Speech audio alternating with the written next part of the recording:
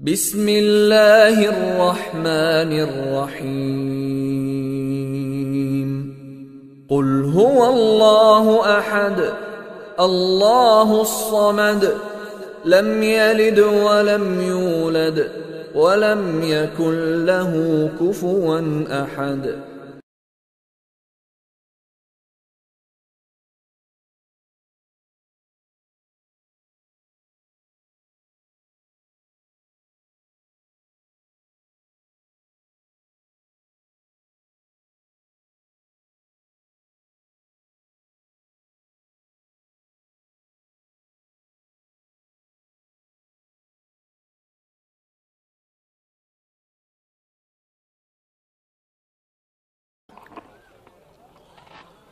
السلام عليكم ورحمة الله وبركاته. إن الحمد لله نحمده ونستعينه ونستغفره ونؤمن به ونتوكل عليه ونثني عليه الخير كله ونعوذ بالله من شرور أنفسنا ومن سيئات أعمالنا. من يهده الله فلا مضل له ومن يضلل فلا هادي له وأشهد أن لا إله إلا الله وحده لا شريك له وأشهد أن محمدا عبد الله ورسوله أرسله الله بالحق بشيرا ونذيرا وداعيا إلى الله بإذنه وسراجا منيرا.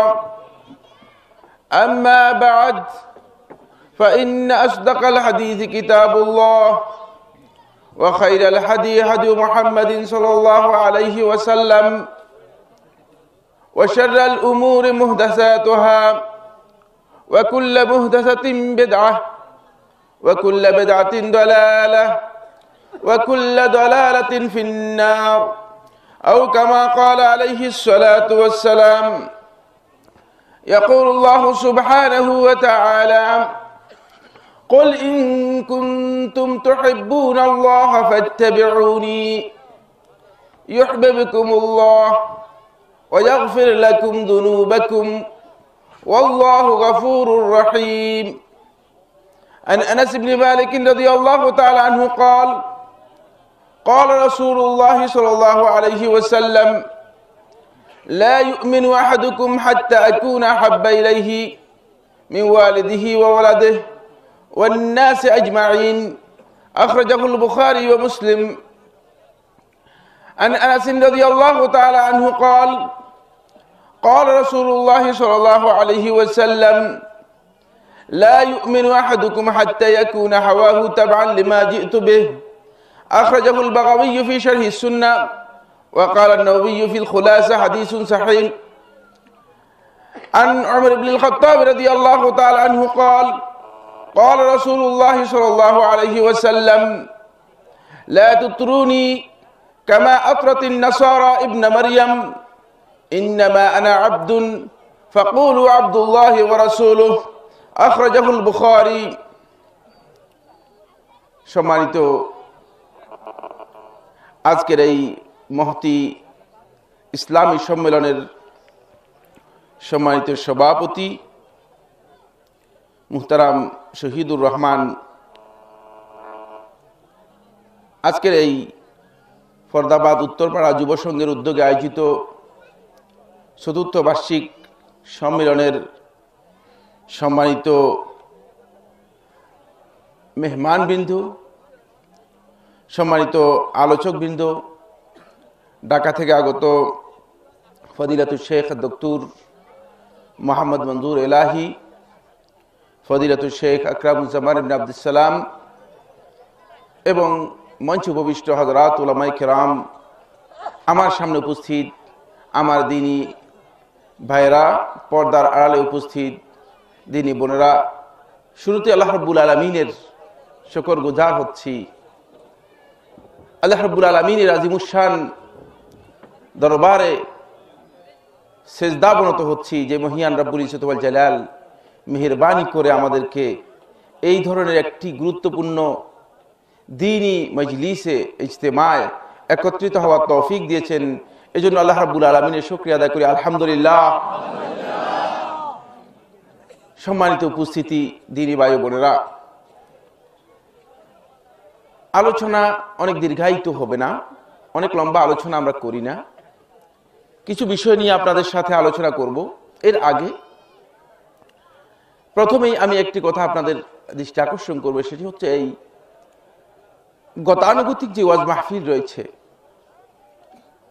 যেটি আমরা আসলে আমাদের সমাজের মধ্যে ব্যাপকভাবে শীতের যখন সিজন আসে, শীতকাল আসে, দেখেন গতানুগতিকভাবে দেখা যায় অনেক ওয়াজ মাহফিল হয়, কিন্তু এই ওয়াজ মাহফিলগুলোতে আমরা অনেকেই অংশগ্রহণ করি শুধুমাত্র এই উদ্দেশ্যে যে অংশগ্রহণ করলাম, কিছু সওয়াব পেলাম, কিন্তু আলোচক কি বলেছেন এটা আমার তেমন বেশি গুরুত্ব থাকে না।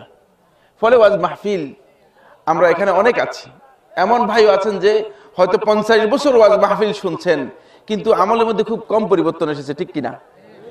তাহলে এই ওয়াজ মাহফিল আদৌ কি আমাদের কোনো ফায়দা দিচ্ছে কিনা? কিছু ফায়দা হচ্ছে না যেমন নয়, তবে ওয়াজ মাহফিলে আমরা যখন অংশগ্রহণ করি, সেখানে অংশগ্রহণের উদ্দেশ্য হওয়া দরকার যে আমার জীবনের মধ্যে যদি পরিবর্তন না আসে, আমার আমলের মধ্যে যদি পরিবর্তন না আসে, আমার বক্তব্যের মধ্যে পরিবর্তন না আসে, আমার আকীদার মধ্যে পরিবর্তন না আসে, তাহলে এই ওয়াজ মাহফিল আমার জন্য কি বয়ে আনলো, কি ফায়দা আমি লাভ করলাম? শুধু সওয়াবের জন্য, অনেকে বরকতের জন্য ওয়াজ মাহফিল উপস্থিত হন। বন্ধুগণ, আপনারা জীবনে অনেক ওয়াজ মাহফিল শুনেছেন, এটি কোনো গতানুগতিক ধারার ওয়াজ মাহফিল নয়। এখানে আলোচনা হবে কোরআন এবং হাদিস থেকে, সরাসরি আল্লাহ রাব্বুল আলামিনের কিতাব এবং রাসূলুল্লাহ সাল্লাল্লাহু আলাইহি ওয়াসাল্লামের হাদিস থেকে আলোচনা হবে, যেটি হিদায়াতের জন্য একমাত্র মানদণ্ড। মুহাম্মদ রাসূলুল্লাহ সাল্লাল্লাহু আলাইহি ওয়াসাল্লাম এই মানদণ্ড আমাদের কাছে জানিয়ে গেছেন। তারাকতু ফীকুম আমরাইন, আমি তোমাদের কাছে দুটি জিনিস রেখে গেলাম, লান তাদিল্লু মা ইন তামাসসাকতুম বিহিমা, তোমরা যদি এই দুটি জিনিসকে আঁকড়ে ধরো, লান তাদিল্লু, তোমরা কখনো বিভ্রান্ত হবে না, পথভ্রষ্ট হবে না, পথ হারা হবে না। লান তাদিল্লু ইন তামাসসাকতুম বিহিমা, যদি তোমরা এই দুটি জিনিসকে আঁকড়ে ধরো।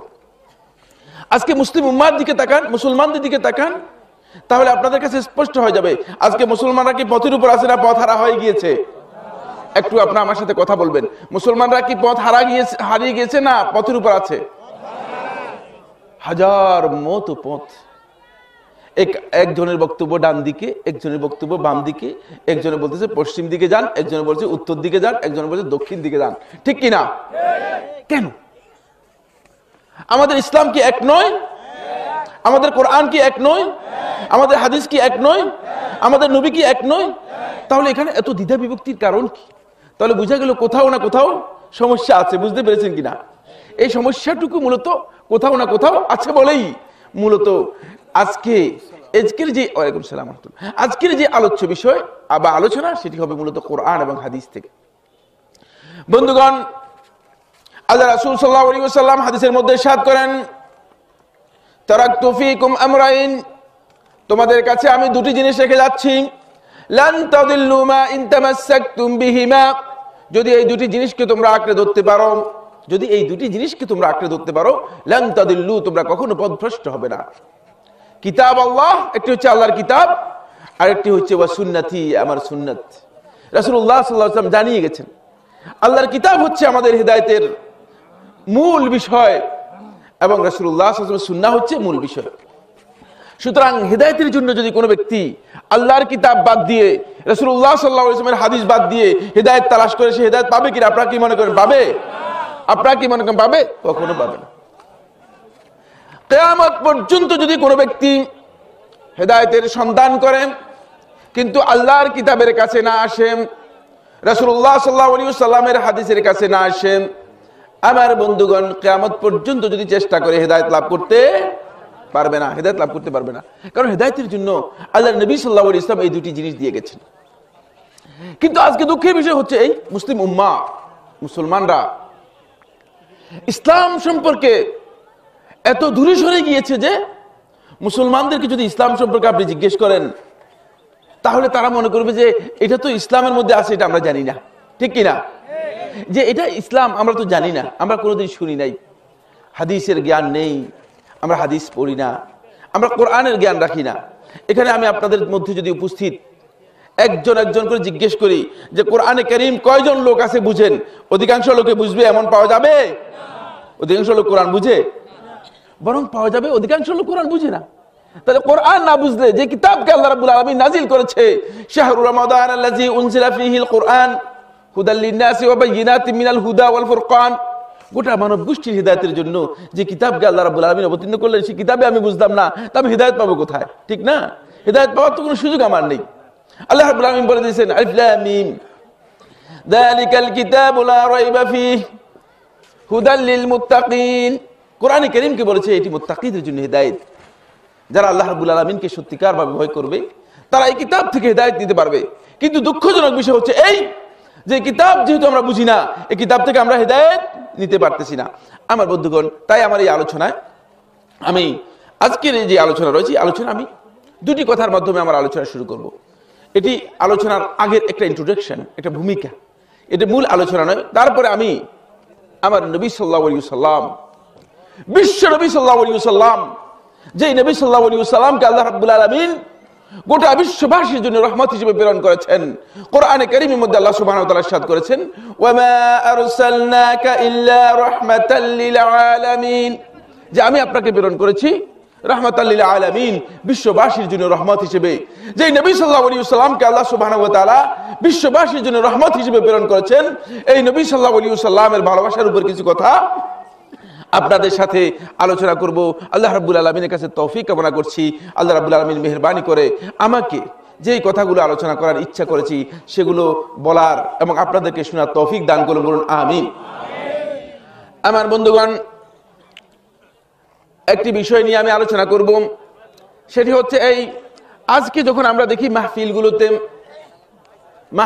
যখন আমরা উপস্থিত হই, দেখতে পাই উলামায়ে কেরাম কোরআন এবং হাদিস থেকে যা আলোচনা করেন এর চেয়ে বেশিরভাগ আলোচনা করেন কোরআন এবং হাদিসের বাইরে কিছু গল্প, কিছু কিচ্ছা, কিছু স্বপ্নের কাহিনী দিয়ে আজকে দেখা যায় যে মাহফিলে আপনাদেরকে সন্তুষ্ট রাখার জন্য চেষ্টা করে। ঠিক কিনা? আমরা এখানে কোরআন এবং হাদিসের বাইরে আলোচনা করতে পারবো না, কারণ আমার পকেট থেকে আলোচনা করার কোনো সুযোগ নেই। এক নোয়াখালীর আলেম ওয়াজ করতেছিলেন, তো ওয়াজের মধ্যে অনেক বক্তব্য দিচ্ছেন, অনেক কথা বলছেন, অনেক তুখোড় বক্তা। তখন ওয়াজ শেষে এক ভাই বললেন যে ভাই আপনি যে এত হাদিস বললেন, এই হাদিসগুলো কোত্থেকে বললেন? বেশিরভাগ হাদিস তো কোনো সময় শুনি নাই, কোত্থেকে এই হাদিসগুলো বললেন? বলল যে কিছু বলছি হাদিসের তুন আর কিছু বলছি হেড়ের তুন। বন্ধুরা, মানে কিছু হাদিস থেকে বলেছি আর কিছু নিজের পেটের থেকে তৈরি করে বলে দিয়েছি। বলেন নাউজুবিল্লাহ। আমি একবার আমার এক ইচ্ছা বলতে হবে, এই জন্য আমি একবার, এটা আমার কিচ্ছা, এটা কোনো বাড়ার কথা নয়, আমি একবার ফরিদপুর একটি মাহফিলে গেলাম। আমার আসলে অত যোগ্যতা নেই, আমি কোনো আলেম নই, আমি তালেবে ইলম বুঝুন তো, মানে জ্ঞান অর্জন করার চেষ্টা করে যাচ্ছি। এখন পর্যন্ত ইসলাম সম্পর্কে জানার জন্য চেষ্টা করেছি। মানে মদিনা ইউনিভার্সিটিতে রাসূলুল্লাহ সাল্লাল্লাহু আলাইহি ওয়াসাল্লামের যে পবিত্র মদিনা নগরী রয়েছে, এই পবিত্র নগরীতে আমি রাসূলুল্লাহ সাল্লাল্লাহু আলাইহি ওয়াসাল্লামের মসজিদের কাছে 18 বছর ছিলাম। আল্লাহ রাব্বুল আলামিন তৌফিক দিয়েছে, বলে আলহামদুলিল্লাহ। আমার বন্ধুগণ, নবী সাল্লাল্লাহু আলাইহি ওয়াসাল্লামের মসজিদের পাশেই নবী সাল্লাল্লাহু আলাইহি ওয়াসাল্লামের মসজিদের প্রলম্বিত ধারা, এই মসজিদে মুহাম্মদ রাসূলুল্লাহ সাল্লাল্লাহু আলাইহি ওয়াসাল্লাম যে জ্ঞান বিতরণ করতেন, এই জ্ঞান বিতরণের একটা দীর্ঘ ধারা হচ্ছে মদিনা ইসলামী বিশ্ববিদ্যালয়, যেখানে কোরআন এবং হাদিসের কথাগুলোকে সত্যিকার যেভাবে মুহাম্মদ রাসূলুল্লাহ সাল্লাল্লাহু আলাইহি ওয়াসাল্লামের উপর অবতীর্ণ হয়েছে সেভাবে শিক্ষা দেওয়া হয়। এই মদিনা বিশ্ববিদ্যালয় 18 বছর পড়ালেখা করে কিছু শিখার জন্য চেষ্টা করেছি, এখনো চেষ্টা করে যাচ্ছি। আমি একবার ফরিদপুরে একটি মাহফিলে গেলাম, আমার আগে আমি সেখানে প্রধান অতিথি ছিলাম, আমি আলোচনা করলাম। আমার আলোচনা যখন শেষ হলো তখন এক মুরব্বী, তিনি ওই এলাকার অত্যন্ত খ্যাতিসম্পন্ন আলেমে দ্বীন এবং একটি মাদ্রাসার, ফাজিল মাদ্রাসার প্রিন্সিপাল, তিনি সভাপতি ছিলেন। সভাপতি সাহেব সমাপ্তি বক্তব্য দেওয়া শুরু করলেন। সভাপতি সাহেব যখন সমাপ্তি বক্তব্য শুরু করলেন তখন স্বাভাবিক নিয়ম অনুযায়ী সভাপতি সাহেব শুধু সংক্ষিপ্ত কথা বলেই শেষ করে দেন, কিন্তু এই সভাপতি সাহেব একজন আলেম, তিনি মনে করলেন যে আমি যেহেতু আলেম মানুষ, আমার এত এলম রয়েছে, অন্তপক্ষে কিছু লোকদের মধ্যে বিতরণ করে যাই। ফলে তিনি একটু এলম বিতরণ করার জন্য চেষ্টা করলেন।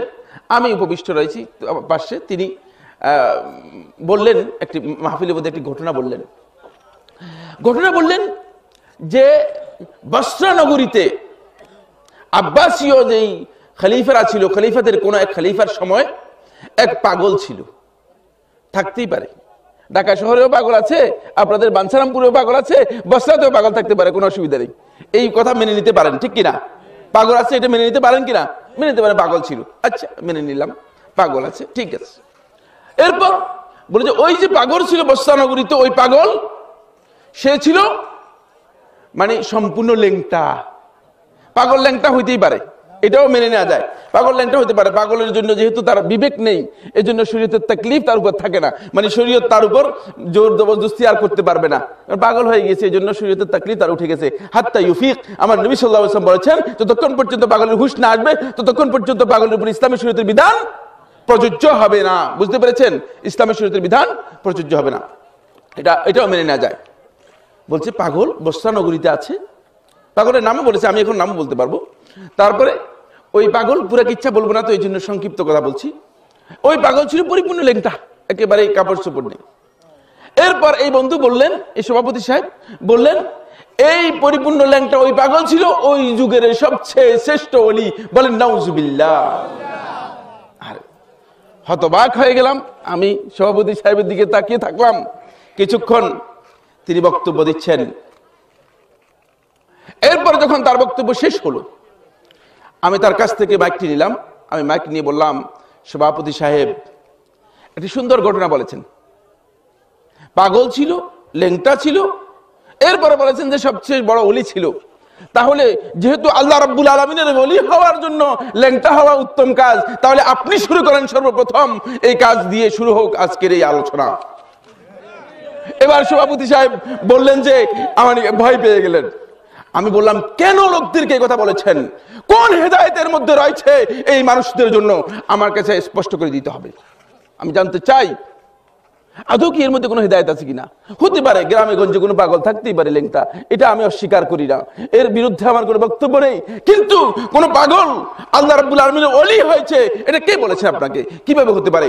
শরীয়তের একটি বিধান লঙ্ঘন করলে সে আল্লাহর ওলি হতে কিয়ামত পর্যন্ত আল্লাহর ওলি হতে পারবে না। কেউ যদি বলে থাকেন তিনি মিথ্যা বলেছেন, তিনি মিথ্যা বলেছেন। বন্ধুগণ, এই কথা যখন বললাম সভাপতি সাহেবকে, এখন আর সভাপতি সাহেব আর পিছনের দিকে তাকায় না, তিনি সামনের দিকে চলে যাচ্ছেন। তিনি আমাদের সাথে খেতেও আসলেন না। এই আলোচনা কিন্তু, এই ল্যাংটা আলোচনা আজকের এই ওয়াজ মাহফিল গুলোতে এত বেশি হয়ে গিয়েছে যে আমার নবী সাল্লাল্লাহু আলাইহি ওয়াসাল্লামের হাদিসের আলোচনা হয় না, শুধু এই ধরনের ফালতু গল্প হয়, ঠিক কিনা? এই দেশের মাহফিল গুলোতে লাইলি মাজনুর কিচ্ছা বলে বলে ওয়াজ করা হয় থাকে, ঠিক কিনা? আমার বন্ধুগণ, লাইলি আর মজনু এই দুজন কে ছিল আপনারা কি জানেন কেউ? আমি লাইলির বাড়িতেও গিয়েছি, মজনুনের বাড়িতেও গিয়েছি। বুঝতে পেরেছেন কিনা? 18 বছর আমি মদিনাতে ছিলাম। সুতরাং এই কিচ্ছাগুলো বলে, এই গাল গল্পগুলো বলে মজনুনের জীবনীর উপর শামসুদ্দিন যাহাবী রাহমাতুল্লাহ আলাইহি সিরাত আলামুন নুবালার মধ্যে উল্লেখ করেছেন 4 বা 5 লাইন। বলেছেন যে লোকদের কাছে এই লোকটি খুব পরিচিত ছিল, তার নাম ছিল কাইস। তার নাম ছিল কি? কাইস। বললো লোকদের মধ্যে এই ব্যক্তি পরিচিত ছিল খুব বেশি, এই জন্য তার নাম এই কিতাবের মধ্যে উল্লেখ করলাম। কিন্তু তার কর্মের কারণে এই কিতাবের মধ্যে তার নাম উল্লেখ করার মতো যোগ্যতা তার ছিল না। বুঝতে পেরেছেন কিনা?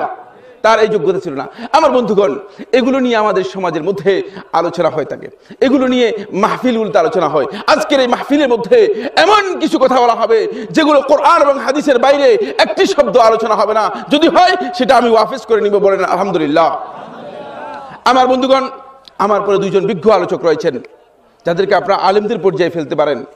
আমাদের বড় ভাই ফজিলাতুল শেখ ডক্টর মঞ্জুর এলাহি, যিনি সর্বপ্রথম ব্যক্তি বাংলাদেশ থেকে মদিনা ইসলামী বিশ্ববিদ্যালয়ে পিএইচডি করেছেন, বলেন আলহামদুলিল্লাহ। তিনি আছেন, অত্যন্ত জ্ঞানী মানুষ। এরপরে আমাদের সাথে রয়েছেন আমাদের বন্ধু শেখ আকরামুজ্জামান ইবনে আব্দুল সালাম। আপনারা ইনশাআল্লাহ আলোচনার শেষ পর্যন্ত এই আলোচনা শুনে যাবেন তো ইনশাআল্লাহ? আপনারা সবাই আমাকে প্রতিশ্রুতি দিচ্ছেন তো? আমি আশা করব আপনারা সবাই আলোচনা শুনে এই আলোচনার পরে ইনশাআল্লাহ তাআলা প্রশ্ন উত্তর থাকবে, আপনারা কিছু প্রশ্ন করবেন, যদি আপনাদের লিখিত প্রশ্ন আসে সেগুলোর উত্তর দেওয়া হবে, তারপরে আপনারা যাবেন। আল্লাহ রাব্বুল আলামিন আমাদের সবাইকে এই মাহফিলের শেষ পর্যন্ত থেকে, এই মাহফিল থেকে হেদায়েতের আলো নিয়ে ঘরে যাওয়ার তৌফিক দান করুন, বলুন আমিন। বন্ধুগণ, এটা হলো 1 নম্বর কথা, আজকের ভূমিকার 1 নম্বর কথা। 1 নম্বর কথা আপনি বুঝতে পেরেছেন কি বুঝাতে চেয়েছি। আলতু ফালতু গল্প দিয়ে আমি আমার ভাইদেরকে অনুরোধ করছি, আপনারা আলোচনা করবেন না, প্রয়োজন নেই। যদি আপনার জানা না থাকে, রাসূলুল্লাহ সাল্লাল্লাহু আলাইহি ওয়াসাল্লাম একটা হাদিসের কিতাব নিয়ে এসে হাদিসগুলো পড়ে পড়ে লোকদেরকে শুনান। আমি গত 2-3 বা 3 দিন আগে আমার এলাকায় একটা মাহফিলে গেলাম। মাহফিলে যাওয়ার পরে এখন এলাকার ওলামায়ে কেরাম যখন আমাকে দেখলো, সমস্ত আলেমরা ইন্তজার করলো, বললো যে শেখ আপনার সামনে আমরা আর আলোচনা করব না। কেউ আর আলোচনার জন্য রাজি হলো না। একজন উল্টাপাল্টা আলোচনা করে আলোচনার পর সে কোনো রকম ভেঙে চলে গেল। এত ফালতু কথার প্রয়োজন কি? 2টি কথা বলেন। আমার নবী সাল্লাল্লাহু আলাইহি ওয়াসাল্লাম একটি হাদিস বলেন, মানুষ উপকৃত হবে, মানুষ আলো লাভ করতে পারবে, আপনি নিজেও আলো লাভ করতে পারবেন। ঠিক আছে কিনা, আপনারা কি মনে করেন? আমার বন্ধুগণ, এরপরে আরেকটা কিচ্ছা বলবো। এই কিচ্ছাটা, আগের কিচ্ছা যেটা বললাম এটা আমার নিজের ঘটনা বললাম, এর সত্যতার ব্যাপারে কোনো ধরনের আর প্রশ্ন নেই। কিন্তু সেকেন্ড যে কিচ্ছাটা বলবো, এই কিচ্ছার সত্যতার ব্যাপারে আমার সন্দেহ আছে। এটা সত্য কি মিথ্যা এটি আমি জানি না, 1 নম্বর কথা। 2 নম্বর কথা হচ্ছে, এটি ওলামায়ে কেরাম আছেন এখানে, যদি যাদের পড়ালেখা রয়েছে তারা বলতে পারবেন। নাওয়াদিরুল কুদাতের মধ্যে এই ঘটনাটি উল্লেখ করা হয়েছে। দীর্ঘ একটি ঘটনা, শুধু এর কিছু অংশ আপনাদেরকে বলবো, এর মধ্যে কিছু ফায়দা আছে এই জন্য। কিন্তু আমি এর সনদ তালাশ করে কোন কিতাবের মধ্যে এর কোন সনদ পাইনি। এই ঘটনা কি সত্য না মিথ্যা আমি জানি না। বুঝতে পেরেছেন কিনা? আগেই বলে দিচ্ছি, বলবেন যে সাইফুল্লাহ ভাই অল্প আগে বলছেন আপনি সব হাদিস থেকে বলবেন, আর এখন এই কিচ্ছাকে কেন বলছেন? এই জন্য এর আগেই বলে দিচ্ছি, এর মধ্যে একটা শিক্ষণীয় দিক আছে। মুসলিম উম্মাহকে সত্যিকার হেদায়েতের আলো দেওয়ার জন্য এখান থেকে একটা কথা আছে, সেই কথাটুকু আপনাদেরকে বোঝানোর জন্য মূলত এই কিচ্ছাটি এখানে আলোচনা করব। আপনারা শুনবেন তো ইনশাআল্লাহ? কিন্তু এই কিচ্ছাকে আমি দলিল হিসেবে পেশ করছি না, খেয়াল রাখবেন। কিচ্ছা আমি দলিল হিসেবে পেশ করব না। রাসূলুল্লাহ সাল্লাল্লাহু আলাইহি ওয়াসাল্লাম হাদিস ছাড়া আমাদের সামনে কোনো দলিল নেই, কোরআন ছাড়া আমাদের সামনে কোনো দলিল নেই। এই কিচ্ছা দলিল নয়। আমার বন্ধুগণ, যেটি বলতেছিলাম সেটি হলো এই, হিজাজের এক আলেম তিনি মনে করলেন যে বসরার কোনো জনপদে গিয়ে তিনি চাইলেন সেখানে গিয়ে ওই জনপদের মুসলমানদের অবস্থা সম্পর্কে জানার জন্য, যে এই জনপদে যারা মুসলিম আছে, মুসলমান আছে, মুসলমানদের অবস্থা কি। যেমন আমি যদি আপনাদের এই অঞ্চলে আসি, আমি প্রথমে জানতে চাইবো যে এখানে মুসলমানরা আসলে ইসলাম কিভাবে পালন করতেছে, তারা ইসলাম সম্পর্কে কি জানে, তাদের শিক্ষা দীক্ষা কি, এই বিষয়গুলো জানবো। ঠিক বুঝতে পেরেছেন কিনা? হেজাজ থেকে এক ব্যক্তি তিনি আসলেন বসরাতে ইসলাম সম্পর্কে জানার জন্য, ইসলামের জ্ঞান নেওয়ার জন্য তিনি বসরাতে আসলেন। আমার বন্ধুগণ, যদি ইসলাম সম্পর্কে জানতে চান কোনো গ্রামে গিয়ে, তাহলে কি আপনি সিনেমা হলে যাবেন কিনা? হ্যাঁ, কোথায় যাবেন? মসজিদে যাবেন। মসজিদে যাবেন। ইসলাম সম্পর্কে জানতে চান, মসজিদে যাবেন। কারণ মাদ্রাসা তখনও ছিল না। যে ঘটনা বর্ণনা করা হয়েছে, যে যুগের ঘটনা, সেই যুগে মাদ্রাসার অস্তিত্ব পাওয়া যায়নি। মসজিদে যাবেন, মসজিদে গিয়ে জানতে পারবেন যে এলাকার মসজিদে মুসল্লি হয় কিনা। যেমন আপনাদের এই মসজিদে, যদি এই যে মসজিদ আছে না, এই মসজিদে যদি আমি ফজরের সালাত আদায় করি, তাহলে আমি বুঝতে পারবো যে কতজন লোক মুসল্লি আর কতজন লোক মুসল্লি নয়। বুঝতে পারবো কিনা? পারবো না? পারবো। ওই ব্যক্তি তিনি মসজিদে গেলেন। মসজিদে যাওয়ার পর শুনতে পেলেন মসজিদে মুয়াজ্জিন আযান দিচ্ছে। মুয়াজ্জিনের আযান শুনতে পেলেন। মুয়াজ্জিনের আযানের মধ্যে মুয়াজ্জিন বলতেছে অদ্ভুত এক আযান, যে আযান মুসলিম উম্মাহ জানে না। মুসলমানদেরকে মুহাম্মদ রাসূলুল্লাহ সাল্লাল্লাহু আলাইহি ওয়াসাল্লাম যে আযান শিক্ষা দেয়নি, এমন একটি আযান দিচ্ছেন। কি বলতেছে মুয়াজ্জিন বলতেছে আশহাদু আন্না মুহাম্মাদান ইয়াজউমু আন্নাহু রাসূলুল্লাহ। আশহাদু আন্না মুহাম্মাদান ইয়াজউমু আন্নাহু রাসূলুল্লাহ, আমি সাক্ষ্য দিচ্ছি আন্না মুহাম্মাদান, মুহাম্মদ, ইয়াজউম, সে ধারণা করে, সে দাবি করে, আন্নাহু রাসূলুল্লাহ, সে আল্লাহর রাসূল। বলেন নাউযুবিল্লাহ। আপনারা কি এভাবে আযান দেন নাকি? এখানে এভাবে কোন বাংলাদেশে কোথাও আযান হয় কিনা? আমরা আযান দিই আশহাদু আন্না মুহাম্মাদুর রাসূলুল্লাহ, ঠিক কিনা? যে মুহাম্মদ সাল্লাল্লাহু আলাইহি ওয়াসাল্লাম আল্লাহর রাসূল। মুহাম্মদ সাল্লাল্লাহু আলাইহি ওয়াসাল্লাম আল্লাহর রাসূল। আমার বন্ধুগণ, এই আযান কোন ব্যক্তি আবিষ্কার করে নাই, কোন ব্যক্তি গবেষণার মাধ্যমে বের করে নাই। আল্লাহ রাব্বুল আলামিন স্বপ্নের মাধ্যমে আব্দুল্লাহ ইবনে যায়েদ ইবনে আব্দুর রাব্বিহি, তার মাধ্যমে এই আযানকে স্বপ্নের মাধ্যমে আল্লাহ রাব্বুল আলামিন অবতীর্ণ করেছেন। সুতরাং এর মধ্যে মুয়াজ্জিনের কোনো অধিকার নেই যে এই আযানের মধ্যে কম বেশি করতে পারে। কম বেশি করতে পারবে কিনা, আপনারা কি বলে পারবে কিনা? কিন্তু আশ্চর্যের বিষয়, আমাদের বাংলাদেশেও দেখা যায় যে আযানের মধ্যে কম বেশি হচ্ছে কিনা, এখন হচ্ছে কিনা, এরকম কোথাও আপনারা জানেন কিনা? না, আমি এই এলাকা সম্পর্কে আমার মোটেও জানা নেই। কোনো সময় এই রাস্তায় মানে আমার মোটামুটি এই বয়সের মধ্যে জীবনে কোনোদিন আসি নাই, আমি বলতে পারবো না। কিন্তু জায়গায় জায়গায় এখন আযান নিজেরা আবিষ্কার করে নিচ্ছে, আযানের আগে আর পিছনে নিজেদের পক্ষ থেকে বেদাতি বক্তব্য যোগ করে দিচ্ছে, ঠিক কিনা? আমার বন্ধুগণ, ইমাম মালিক রহমতুল্লাহ আলাইহি, ইমাম মালিক রহমতুল্লাহ কথা বলতেছিলাম। ইমাম মালিক রহমতুল্লাহ আলাইহির এক মুয়াজ্জিন ছিল। এই মুয়াজ্জিন ফজরের আযান যখন দিত, আযান দেওয়ার পরে মুয়াজ্জিনের অভ্যাস ছিল যে আযানের পরে বলতো আসসালাতু জামিআ, আসসালাতু জামিআ, যে মানে জামাত কাছাকাছি হয়ে গেছে, সালাত হয়ে যাবে, এভাবে ডাকাডাকি করতো। ইমাম মালিক রহমতুল্লাহকে যখন প্রশ্ন করা হলো, ইমাম, তিনি মসজিদ নববীর ইমাম, যে মসজিদে আমার নবী সাল্লাল্লাহু আলাইহি ওয়াসাল্লাম ইমামতি করেছেন, সেই মসজিদের ইমাম এবং সেই মসজিদে হাদিসের দাস দিতেন, বলে সুবহানাল্লাহ। ইমাম মালিক রহমতুল্লাহর কাছে এসে বলল, ইমাম, আশ্চর্যের বিষয়, আপনার মুয়াজ্জিন, আপনারা যারা সামনে কথা বলতেছেন মেহেরবানি করে বসে যান এবং সামনের দিকে এগিয়ে আসুন। আমার বন্ধুগণ, আপনারা যারা বাহিরে কথা বলতেছেন মেহেরবানি করে আপনারা স্টেজের দিকে, আপনারা মেহেরবানি করে প্যান্ডেলের মধ্যে চলে আসুন এবং কথা বলবেন না মেহেরবানি করে। আপনারা যাদের কথার প্রয়োজন আছে আপনারা একটু দূরে গিয়ে কথা বলুন। আমি বলতেছিলাম, আমার বন্ধুগণ, ইমাম মালিক রহমতুল্লাহর কাছে এসে বলল, ইমাম, আপনার মুয়াজ্জিন সাহেব আযান দেওয়ার পরে এরপরে লোকদেরকে আসসালাতু জামিআ, আসসালাতু জামিআ এই বলে বলে আহ্বান করতে থাকে। ইমাম মালিক রহমতুল্লাহ রেগে গেলেন। আযান মুহাম্মদ রাসূলুল্লাহ সাল্লাল্লাহু আলাইহি ওয়াসাল্লাম শিক্ষা দিয়েছেন, কিন্তু আযানের সাথে কোনো শব্দ তিনি আমাদেরকে অতিরিক্ত শিক্ষা দেননি, যেহেতু আযানকে আল্লাহ রাব্বুল আলামিন তার রাসূলের একজন সাহাবীর মাধ্যমে, স্বপ্নের মাধ্যমে আল্লাহ রাব্বুল আলামিন নাজিল করেছেন। তাই রাসূলুল্লাহ সাল্লাল্লাহু আলাইহি ওয়াসাল্লামের এই বিধানকে লঙ্ঘন করার কারণে ইমাম মালিক রাহমাতুল্লাহ আলাইহি মুয়াজ্জিনকে ডেকে পাঠালেন। মুয়াজ্জিনকে ডেকে পাঠিয়ে বললেন, মুয়াজ্জিন, আজ থেকে আযানের পরে তুমি আযান দেওয়ার পরে আসসালাতু জামিআ, আসসালাতু জামিআ এগুলো কোনোদিন বলবে না, কোনোদিন এগুলো আর বলবে না। মুয়াজ্জিন বললেন, ঠিক আছে হুজুর, ঠিক আছে, আমি আর বলবো না, এ কথা বলে চলে গিয়েছে। কিন্তু এই যে মুয়াজ্জিনের একটা অভ্যাস হয়ে গিয়েছে, বুঝতে পেরেছেন কিনা? এখন মুয়াজ্জিন এখন আযান দেয়, ঠিক আছে, বাট আযানের পরে মুয়াজ্জিন আসসালাতু জামিআ বলে না, একটু গলার আওয়াজ দেয় আর কি, জোরে জোরে, হ্যাঁ হ্যাঁ, মানে লোকদেরকে জাগানোর জন্য গলায় আওয়াজ দেয়। বুঝতে পেরেছেন? আমাদের দেশে গলায় একটু মানে আওয়াজ করে না, এ ধরনের একটা আওয়াজ করতেছে গলায়। মুয়াজ্জিন এখন এই অভ্যাস, মানে যেহেতু আগে অভ্যাস হয়ে গিয়েছে, এভাবে আওয়াজ করতেছে। ইমাম মালিক রহমতুল্লাহ আলাইহি জেনে গেলেন, বললেন যে আর একদিনের জন্য রাসূলুল্লাহ সাল্লাল্লাহু আলাইহি ওয়াসাল্লামের সুন্নাহকে বাদ দেবে এমন ব্যক্তি আমার এই মসজিদের মধ্যে মুয়াজ্জিনি করার প্রয়োজন নেই, তুমি চলে যাও। বুঝতে পেরেছেন? ইমাম মালিক রহমতুল্লাহ আলাইহি বলেন, আস-সুন্নাতু কাসাফিনাতি নূহ, আস-সুন্নাতু কাসাফিনাতি নূহ, ফামান রাকিবাহা নাজা ওয়া মান লাম ইয়ারকাবহা হালাক। সুন্নাহ হচ্ছে কাসাফিনাতি নূহ, নূহ আলাইহিস সালাতু ওয়াস সালামের কিস্তির মতো। বন্ধুগণ, খুব সুন্দর উদাহরণ দিয়ে বলছেন, সুন্নাহ হচ্ছে নূহ আলাইহিস সালাতু ওয়াস সালামের কিস্তির মতো। নূহের কিস্তিতে যারা উঠতে পেরেছে তারাই কেবল নাজাত পেয়েছে, আর বাকিরা নাজাত পেয়েছে কিনা? নূহের ছেলে নাজাত পেয়েছে কিনা? নূহের কিস্তিতে উঠতে পেরেছে কিনা? নূহের কিস্তিতে যারা উঠতে পারেনি, নূহের কিস্তিতে যারা উঠতে পারেনি তারা নাজাত পাবে না। সুন্নাহকে যারা ধারণ করতে পারবে না, রাসূলুল্লাহ সাল্লাল্লাহু আলাইহি ওয়াসাল্লাম এই ইসলামকে পালন করার জন্য, দ্বীনকে পালন করার জন্য যে সুন্নাহর পদ্ধতি দিয়েছেন, এই পদ্ধতিকে যারা মেনে চলবে না, তারা মূলত যতই চেষ্টা করুক না কেন হেদায়েতের আলো থেকে তারা বঞ্চিত হয়ে যাবে। বলেন নাউজুবিল্লাহ।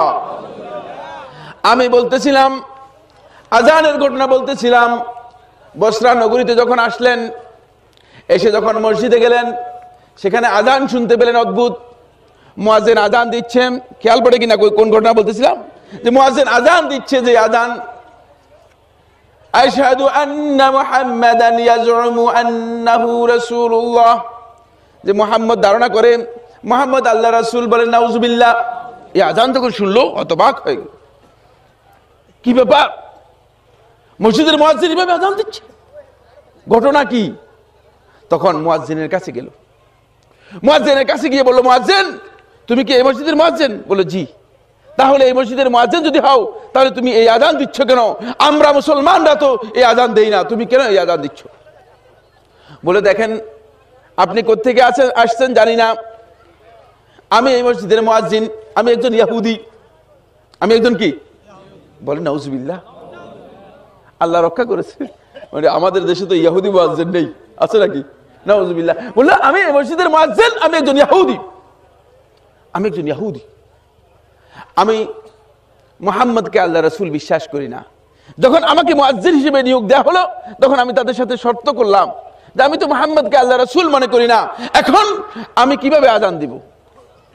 তখন আমি তাদেরকে বললাম যে আমি এইভাবে আযান দিতে পারি যে মুহাম্মদ ধারণা করেছে সে আল্লাহ রাসূল, এটা আমি বিশ্বাস করি, এতটুকু বলতে পারবো। তারা রাজি হয়েছে, তারপরে আমাকে মুয়াজ্জিন নিয়োগ দিয়েছে। বলে কি বলো তুমি, কি বলো তুমি? কারা তোমাকে মুয়াজ্জিন নিয়োগ দিয়েছে আর তুমি শর্ত করেছো এইভাবে যে আমি এইভাবে আযান দেব, আর সেটাকে মেনে নিয়ে তোমাকে মুয়াজ্জিন নিয়োগ দিয়েছে? এরা কারা? হতভম্ব হয়ে গেলেন। বলে যে ইমাম কোথায়? তাহলে ইমামের সাথে দেখা করা দরকার। ইমাম কোথায়? ইমামের সাথে দেখা করা দরকার। বন্ধুগণ বলে যে এই যে মসজিদ দেখতে পাচ্ছেন, মসজিদের ওইদিকেই সামনেই, বরাবর সামনেই একটা দোকান আছে। ওই দোকানে গেলে ইমাম সাহেবকে পাবেন, ইমাম সাহেব ওই দোকানে আছেন। মসজিদের সামনে গেলেন, সামনে গিয়ে দোকানে দেখলেন এক ব্যক্তি বসে আছে। জিজ্ঞেস করলেন তুমি কি এই মসজিদের ইমাম? বললে হ্যাঁ আমি এই মসজিদের ইমাম। বলে যে তুমি এখানে কি করতেছো? বলে যে আমি এই দোকানের মধ্যে মদ বিক্রি করতেছি। বলেন নাউজুবিল্লাহ। আরে হতভাগ, কি বলতেছো? তুমি মসজিদের ইমাম আর এখানে দোকানে বসে মসজিদের সামনে মদ বিক্রি করতেছো, ব্যাপার কি? বলে যে আপনি কোত্থেকে আসছেন জানি না, এই মসজিদের পরিচালনার জন্য কোনো টাকা পয়সা নেই, আর মসজিদের সামান্য কতটুকু জায়গা আছে সেখানে শুধু কিছু আঙ্গুর হয়, কিন্তু আঙ্গুর এই এলাকার লোকেরা খায় না, এলাকার লোকেরা মদ খায়। এখন ওই আঙ্গুর দিয়ে আমি মদ তৈরি করি, তারপরে বিক্রি করে মসজিদটা চালাচ্ছি। বলেন নাউজুবিল্লাহ। আর বলবো না, অনেক দীর্ঘ ঘটনা, তাহলে এই ঘটনা বলতে আমার রাত শেষ হয়ে যাবে। এই ঘটনা বলা আমার উদ্দেশ্য নয়। আমার উদ্দেশ্য হচ্ছে আজকে মুসলমানদের অবস্থা হচ্ছে এই যে আজকে আজানের মধ্যে হিদায়াত নেই, মসজিদের মুয়াজ্জিন ইমামের কাছে হিদায়াত নেই, মসজিদের মধ্যে হিদায়াত নেই, ঠিক কিনা? আমার নবী সাল্লাল্লাহু আলাইহি ওয়াসাল্লাম আজ থেকে 1400 বছর আগে এই বিষয়টি স্পষ্ট করেছেন। আবু মালিক আশআরী রাদিয়াল্লাহু তাআলা হাদিসের মধ্যে, শুআবুল ঈমানের মধ্যে ইমাম বাইহাকী রাহমাতুল্লাহ বর্ণনা করেন, তিনি বলেন ইউশিকু আন ইয়াতি আলান নাস জামানুন লা ইয়াবকা মিনাল ইসলাম ইল্লা ইসমুহু ওয়া লা ইয়াবকা মিনাল কুরআন ইল্লা রাসমুহু মাসাজিদুহুম আমিরাতুন ওয়া হিয়া খারাবুন মিনাল হুদা উলামাউহুম শাররু মান তাহতা আদিমিস সামা মিন ইনদিহিম তাখরুজুল ফিতনা ওয়া ফীহিম তাউদ। আমার নবী সাল্লাল্লাহু আলাইহি ওয়াসাল্লাম আজ থেকে 1400 বছর আগে এই হাদিসের মধ্যে স্পষ্ট করে দিয়েছেন বিষয়টি। আজকে মুসলিম উম্মাহর অবস্থা হচ্ছে এই। তিনি বলেন, আবু মালিক আশআরী রাদিয়াল্লাহু বর্ণনা করেন, ইউশিকু আন ইয়াতি আলান নাস জামান, যে এমন একটি সময় মানুষের আসবে যাদের কাছে আজকে কোরআন এবং সুন্নাহকে রেখে যাচ্ছি, যাদের কাছে এই কিতাব রেখে যাচ্ছি, তাদের অবস্থা এমন হবে যে লা ইয়াবকা মিনাল ইসলাম ইল্লা ইসমুহু, ইসলামের নাম ছাড়া আর কিচ্ছু থাকবে না। আব্দুল কাদের, আব্দুল গাফুর, আব্দুল সত্তার এই ধরনের নাম থাকবে, কিন্তু ইসলামের কিছুই তাদের মধ্যে পাওয়া যাবে না, ঠিক কিনা? আজকে মুসলমানরা আছে কিন্তু ইসলামের নামে তারা শিরক করে যাচ্ছে, ঠিক কিনা? ইসলামের নামে গিয়ে আপনি কবরের মধ্যে পর্যন্ত সিজদা করে এরকম লোক আছে কিনা? হয়তো এই এলাকার মধ্যে নেই, আমি জানি না, কিন্তু বাংলাদেশের বিভিন্ন অঞ্চলের মধ্যে রয়েছে যারা মুসলিম দাবি করে, ইসলামের কথা বলে, কিন্তু তারপর আবার কবরের মধ্যে গিয়েও সিজদা করতেছে। নাউজুবিল্লাহ। লা ইয়াবকা মিনাল ইসলাম ইল্লা ইসমুহু, ইসলামের কিছুই বাকি থাকবে না, শুধু নামগুলো বাকি থাকবে। আজকে কত সুন্দর সুন্দর নাম, তাওহীদ নাম বলে কিন্তু শিরকে ভরা, ঠিক কিনা? নাম হচ্ছে তাওহীদ কিন্তু পুরা কাজটাই শিরকে ভরা, বুঝলেন? আরো আশ্চর্য হয়ে যাবেন, নাম দিয়েছে সুন্নি, নাম দিয়েছে কি? সুন্নি, কিন্তু সমস্ত আমল আছে বেদাতি, ঠিক কিনা? নাউজুবিল্লাহ। আমার বন্ধুগণ, নামের মধ্যে তোমার কিছুই নেই। আমার নবী সাল্লাল্লাহু আলাইহি ওয়াসাল্লাম যদি এলাউ না করে থাকে, নামের মধ্যে কিছুই আসে আর যায় না। হাদিস দিয়ে প্রমাণ করতে হবে। হাদিসের মানদণ্ডে প্রত্যেকটি বক্তব্যকে কি করতে হবে? ওজন করতে হবে। আপনার আমার বক্তব্য কোনো মূল্য আছে? আমার বক্তব্যের কোনো মূল্য আছে না। আমার এই বক্তব্যকে আল্লাহর কিতাব এবং রাসূল সাল্লাল্লাহু আলাইহি ওয়াসাল্লামের হাদিসের মানদণ্ডে ওজন করতে হবে। বুঝতে পেরেছেন? ওজন করে যদি সেটা গ্রহণযোগ্য হয় গ্রহণ করবেন, অন্যথায় বর্জন করবেন। কোনো অসুবিধা নেই, কোনো অসুবিধা নেই। ঠিক আছে? আমার এই বক্তব্যের সাথে স্বাধীনভাবে আমি বলছি, আপনাদের দ্বিমত পোষণ করাও কি আছে? অধিকার আছে, অধিকার আছে। কিন্তু দ্বিমত পোষণ করলে আমি বলবো আমার আল্লাহ তাআলা যেটা বলেছেন সেটা থাকতে হবে। কুল হাতু বুরহানাকুম ইন কুনতুম সাদিকিন। কুল হাতু বুরহানাকুম, আপনি তাদেরকে বলেন তোমরা তোমাদের দলিল পেশ করো। ইন কুনতুম সাদিকিন, যদি তোমরা তোমাদের বক্তব্যে সত্যবাদী হও, যদি তোমাদের দাবিতে তোমরা সত্যবাদী হও, তাহলে দলিল দিতে হবে।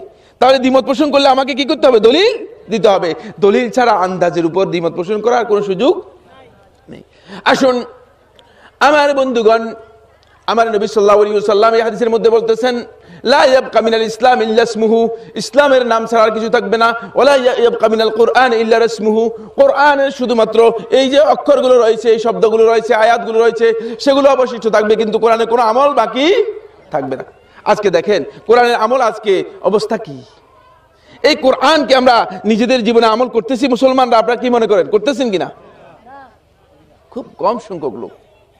একটি পরিসংখ্যানে বলা হয়েছে, একটা আন্তর্জাতিক পরিসংখ্যানে বলা হয়েছে, এই কোরআন যে উম্মাতের উপর নাজিল করা হয়েছে, উম্মাতুল কোরআন বলা হয় থাকে।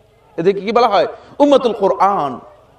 যাদের উপর এই কিতাব অবতীর্ণ হলো, যারা উম্মাতুল কোরআন, এই উম্মাত এর মধ্যে সারা মুসলিম আজকে যেই প্রায় 150 থেকে 200 কোটি মুসলিম রয়েছেন, এর মধ্য থেকে শুধুমাত্র 5% লোক আছে যারা কোরআনকে বিশুদ্ধ তেলাওয়াত করতে পারে, আর বাকিরা তেলাওয়াতই করতে পারে না। বুঝতে পেরেছেন? বাকিরা তেলাওয়াতই করতে পারে না। তাহলে আপনি হিদায়াত দিবেন কোত্থেকে? এই কিতাবকে তো আপনি হিদায়াতের কিতাব হিসেবে গ্রহণ করেন নাই। আমরা এই কিতাব থেকে হিদায়াত নিব কিভাবে? 5% লোক আছে যেটি কোরআনকে বিশুদ্ধ তেলাওয়াত করতে পারে, আর বাকিরা তেলাওয়াতই করতে পারে না। এর মধ্যে কোরআন বুঝে এদের সংখ্যা খুব কম, নগণ্য। কোরআন অনুযায়ী আমল করে, কোরআন অনুযায়ী নিজের জীবনকে পরিচালনা করে, কোরআনের দাবি অনুযায়ী নিজের আমলকে পরিবর্তন করে, এদের সংখ্যা একেবারেই নগণ্য, একেবারেই কম, উল্লেখযোগ্য নয়। ফলে এই উম্মাতের লোকেরা লা ইয়াবকা মিনাল কুরআন ইল্লা রাসমুহু, কোরআনে আয়াতগুলো আছে কিন্তু কোরআন আমাদের আমলের মধ্যে নেই। আমলের মধ্যে আছে কিনা? আমার বন্ধুগণ, আপনাদেরকে সহজ একটা উদাহরণ দেই। কোরআনের একটি আয়াত আপনাদের সামনে পেশ করব। সবাই জানেন সূরা ফাতিহার মধ্যে আল্লাহ রাব্বুল আলামিন একটি দোয়া শিক্ষা দিয়েছেন, দুইটা দোয়া শিক্ষা দেন নাই, একটা দোয়া শিক্ষা দিয়েছেন, ঠিক কিনা?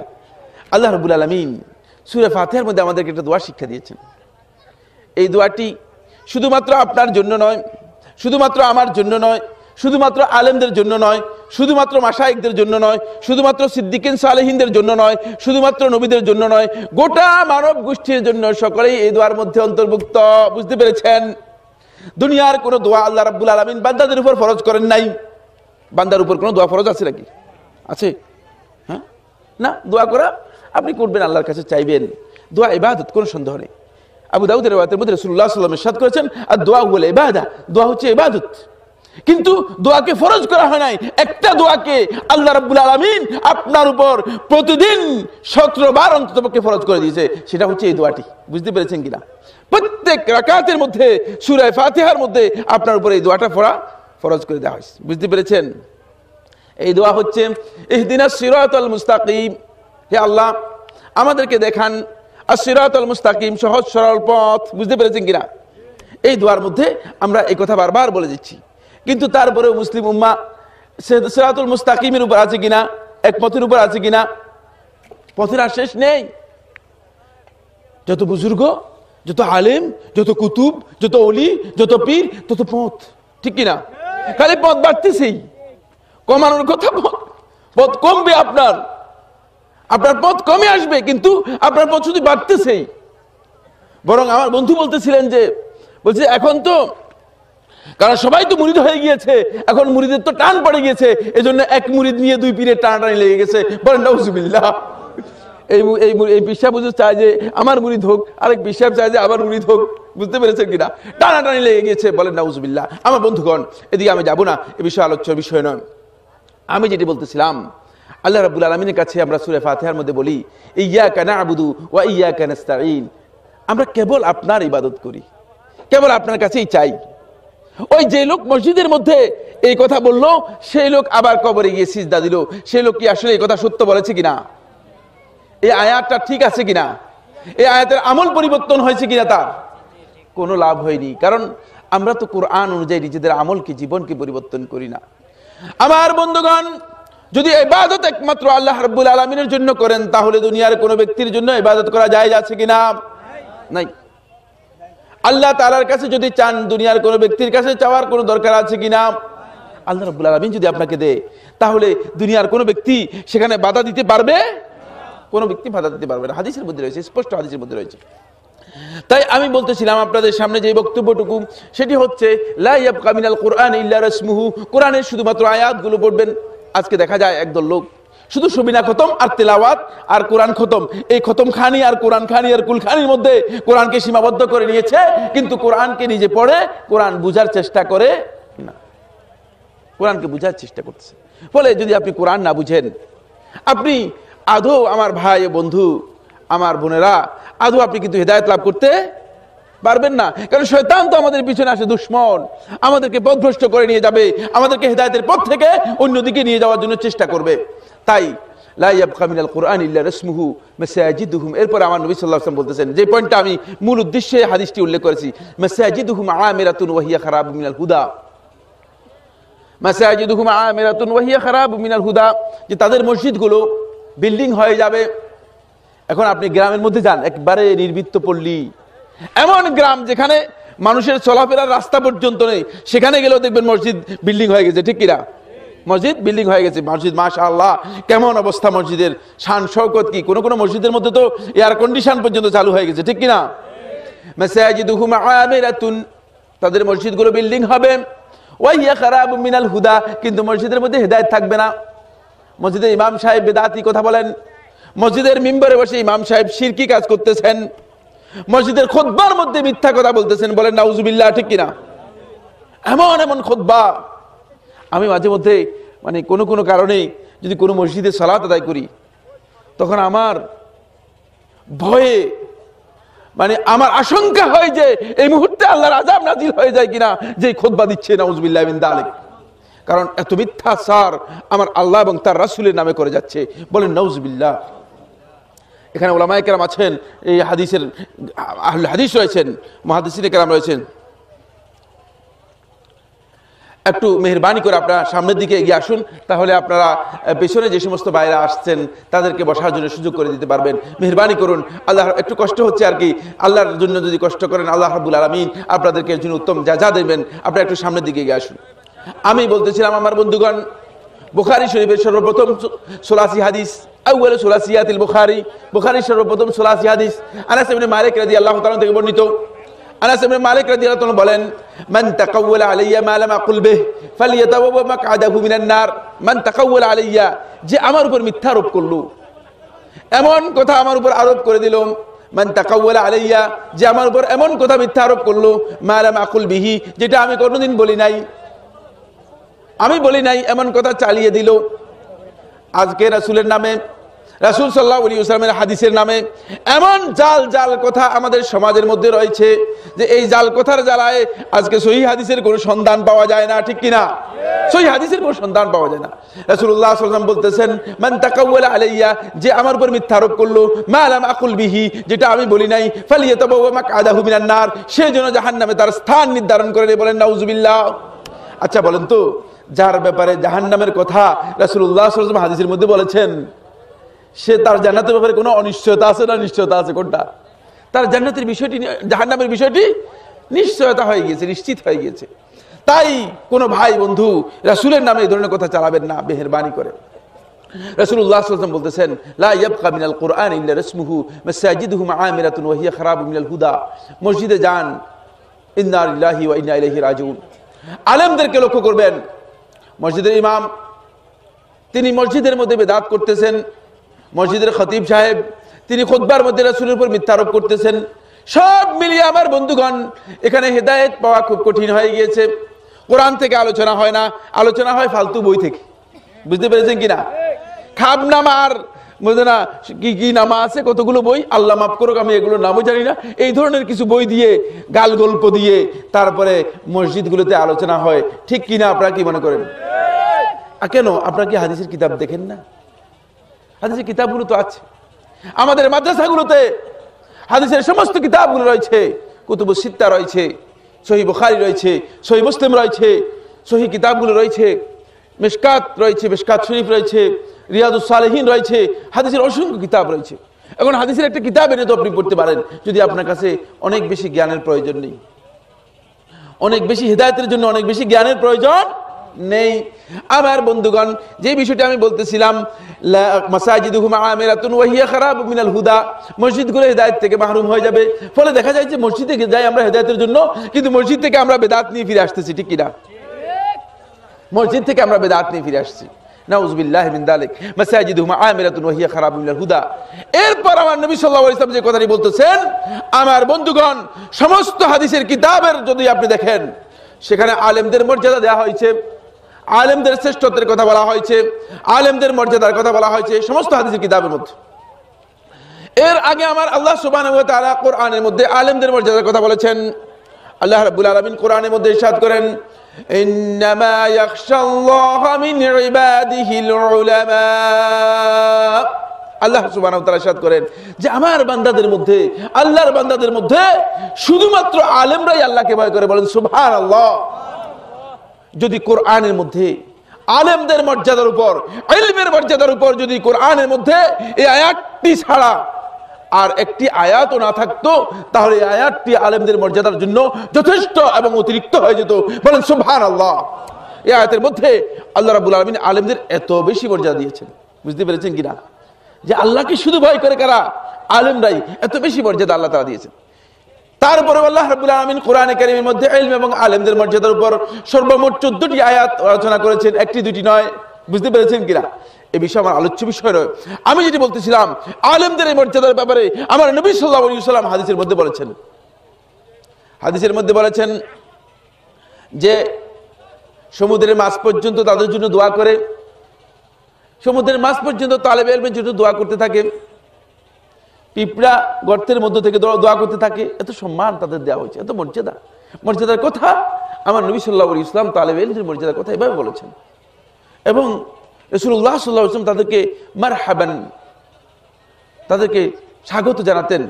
বিতালিবিল ইলম, তালেবে ইলমকে স্বাগত জানাতেন নবী সাল্লাল্লাহু আলাইহি ওয়াসাল্লাম। ইকরামা রাদিয়াল্লাহু তাআলা বর্ণিত হাদিসের মধ্যে সুস্পষ্ট বোঝা যাচ্ছে।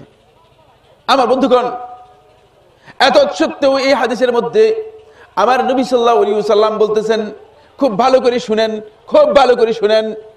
আমার নবী সাল্লাল্লাহু আলাইহি ওয়াসাল্লাম বলতেছেন, উলামাউহুম শাররু মান তাহতা আদিমিস সামা। এই আসমানের নিচে, এই আসমানের নিচে এবং জমিনের উপরে, উলামাউহুম শাররু মান তাহতা আদিমিস সামা, এই আসমানের নিচে যত মানব থাকবে তখন সমস্ত মানুষদের মধ্যে তাদের আলেমরা হবে সবচেয়ে নিকৃষ্ট। বলেন নাউযুবিল্লাহ। মিন ইনদিহিম তাখরুজুল ফিতনা, তাদের কাছ থেকে এই ফিতনা বের হবে। ওয়া ফীহিম তাউদু, এবং ফিতনা তাদের কাছে আবার ফিরে আসবে। আজকে আপনি দেখেন যত ফিতনা রয়েছে, যত বিভ্রান্তি রয়েছে, যত পথভ্রষ্টতা রয়েছে, সব কিছুর মূলে মূলত আলেম না জাহেল কারা? আলেমরাই অপ্রয়োজনীয় ফিতনা করতেছেন। আমার বন্ধু, কেন আপনি ফিতনা করতেছেন? কোনো দরকার নেই, কোনো বাড়াবাড়ি নেই, কারণ আমাদের সামনে আল্লাহর কিতাব রয়ে গিয়েছে, আমাদের সামনে হাকাম রয়ে গিয়েছে, বিচারক রয়ে গিয়েছে, রাসূল সাল্লাল্লাহু আলাইহি ওয়াসাল্লাম সুন্নাহ রয়ে গিয়েছে। সুতরাং কেন এত বাড়াবাড়ি করতেছেন, কেন ফিতনা করতেছেন? এই ফিতনার কোনো সুযোগ নেই, এই ফিতনা আপনারা করবেন না। মেহেরবানি করে এগিয়ে আসুন, কোরআন এবং হাদিসের সাথে আমরা নিজেরা ঐক্যে এসে যাই। এছাড়া ঐক্য হওয়ার কোনো সুযোগ আছে কিনা? সুযোগ নেই।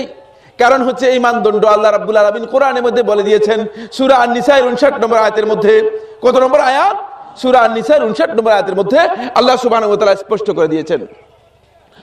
আমার বন্ধুগণ, আল্লাহ রাব্বুল আলামিন কোরআনে কারীমের সূরা আন-নিসা 59 নম্বর আয়াতের মধ্যে বলেন, ফাইন তানাযা'তুম ফি শাইইন ফারুদ্দুহু ইলাল্লাহি ওয়ার রাসূল।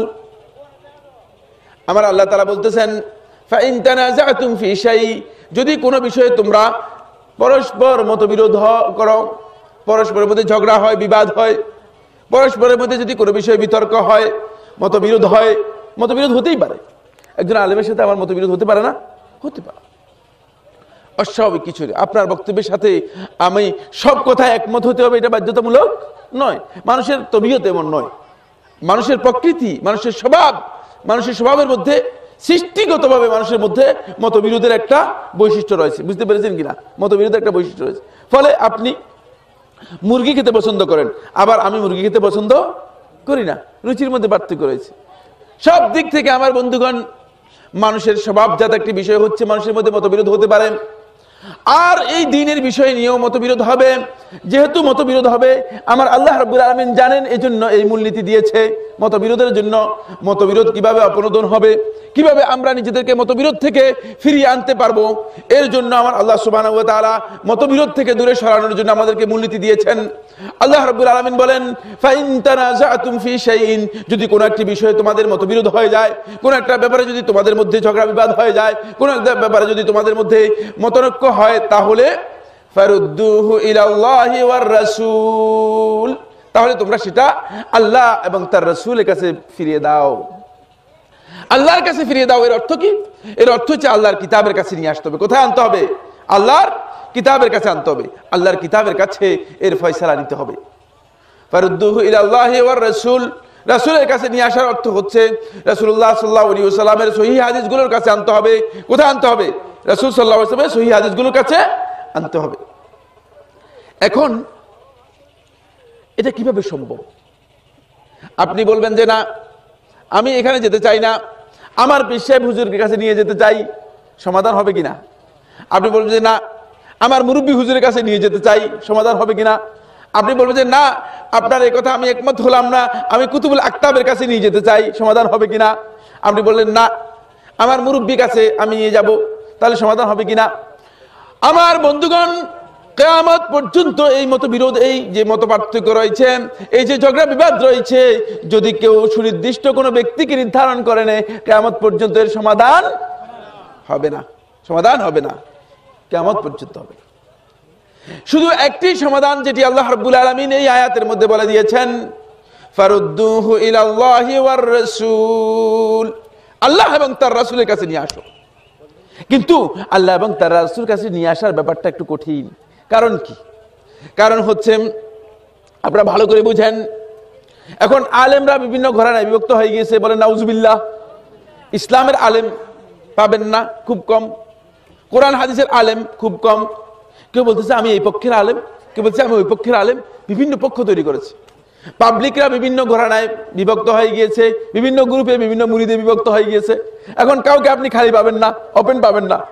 এখন আপনি যেহেতু তিনি একটা ঘরানার মধ্যে চলে গিয়েছে, তাকে আদৌ সেই ঘরানা থেকে বের করতে পারবেন না। কঠিন এই বের করাটা। তিনি কোরআন এবং হাদিসের কাছে ফয়সালা নেবে না। এই জন্য আমার আল্লাহ তাআলা বলতেছেন, কোরআন এবং হাদিসের কাছে ফয়সালা নেওয়ার বিষয়টি সহজ নয়। বলতেছেন কি? এটা করতে পারবে, কোরআন এবং হাদিসের কাছে ফিরে আসতে পারবে যখন তোমরা ইন কুনতুম তুমিনুনা বিল্লাহি ওয়াল ইয়াউমিল আখির, যদি তোমরা সত্যিকার অর্থে আল্লাহর প্রতি ঈমান আনো এবং শেষ দিবসের প্রতি ঈমান আনো, তাহলেই কোরআন এবং হাদিসে ফিরে আসতে পারবে, অন্যথায় ফিরে আসতে পারবে না। বুঝতে পেরেছেন কিনা? এখন আপনি যদি বলেন যে ভাইজান আসেন কোরআন এবং হাদিস অনুযায়ী ফয়সালা হবে, তাহলে দেখবেন যে আসবে না। বলে যে আমার হুজুর যেটা বলছে এটাই ঠিক। এখন আপনি কি কিয়ামত পর্যন্ত তাকে বুঝাতে পারবেন? আমার বন্ধুগণ, আজকের আলোচনার মধ্যে আমরা শুধু এতটুকু বুঝতে চাই যে আমাদের মূলত মূল হাকাম হচ্ছে, মূল বিচারক হচ্ছে, মূল ফয়সালাকারী হচ্ছে আল্লাহর কিতাব এবং তার রাসূলের সুন্নাহ, ঠিক কিনা? সুতরাং আল্লাহর কিতাব এবং রাসূলের হাদিসের মধ্যে পেয়ে গেলে, আল্লাহর কিতাব এবং রাসূলের হাদিসের মধ্যে পেয়ে গেলে সেটাই আমাদের জন্য ফয়সালাকারী হয়ে যাবে। বুঝতে পেরেছেন? আর অন্য কোথাও যাওয়ার দরকার আছে?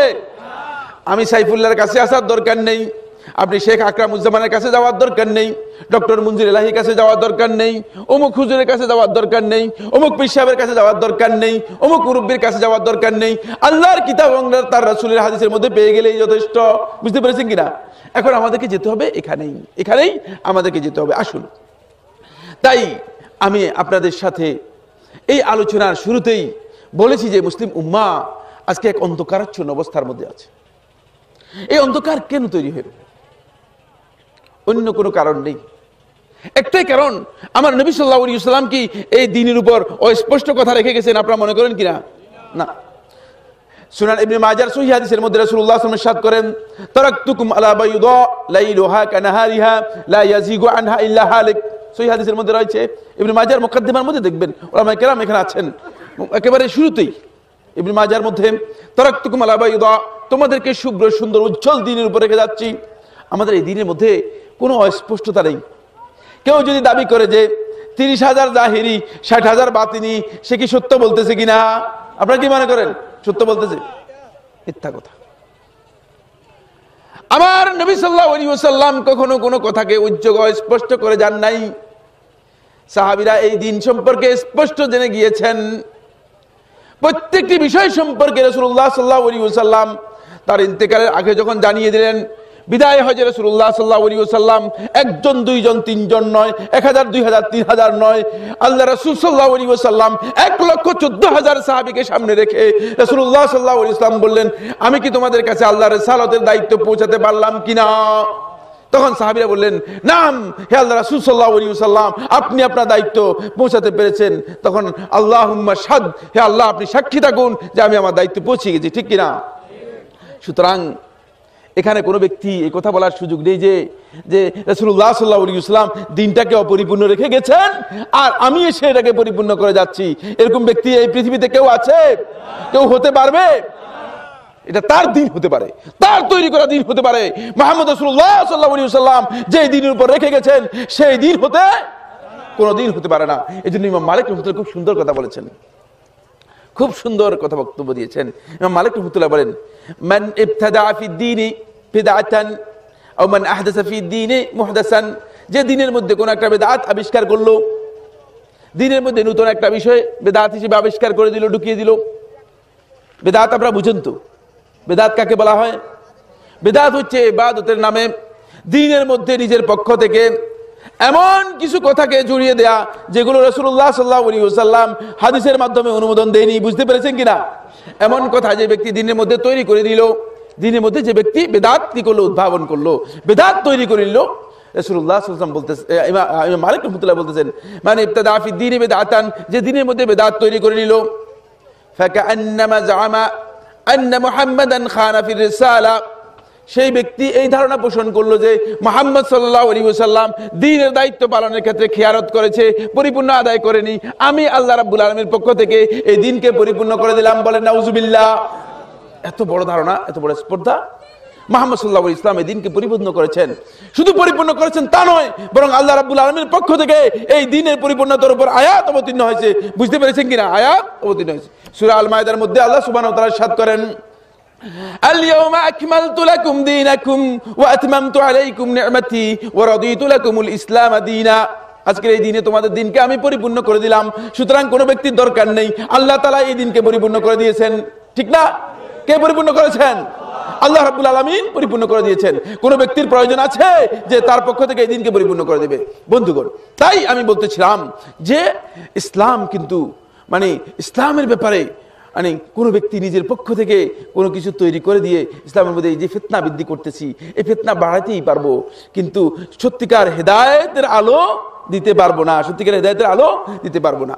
এটি আমি আপনাদের আজকে এই আলোচনার সংক্ষিপ্ত একটা ভূমিকা আপনাদের সামনে পেশ করলাম। এরপর আমি মূল আলোচ্য বিষয়ে যেতে চাই। আপনারা যদি অনুমতি দেন আরো কিছুক্ষণ শুনবেন তো ইনশাআল্লাহ? ইনশাআল্লাহ কিছুক্ষণ বলবো তো? আসুন আমার বন্ধুগণ, মূল যে বিষয়টি আমি আলোচনা করতে চাচ্ছিলাম সেটি হচ্ছে বিশ্বনবী মুহাম্মদ রাসূলুল্লাহ সাল্লাল্লাহু আলাইহি ওয়াসাল্লামের ভালোবাসার কথা আমি আপনাদের সামনে আলোচনা করতেছিলাম। আমার বন্ধুগণ, আমার নবী সাল্লাল্লাহু আলাইহি ওয়াসাল্লামের ভালোবাসার কথা আমর ইবনে হিশাম বর্ণনা করতেছেন, তার কাছ থেকে সরাসরি ইবনে ইসহাক তার তারিখের মধ্যে বর্ণনা করতেছেন যে আমরা একদিন রাসূলুল্লাহ সাল্লাল্লাহু আলাইহি ওয়াসাল্লামের সাথে ছিলাম।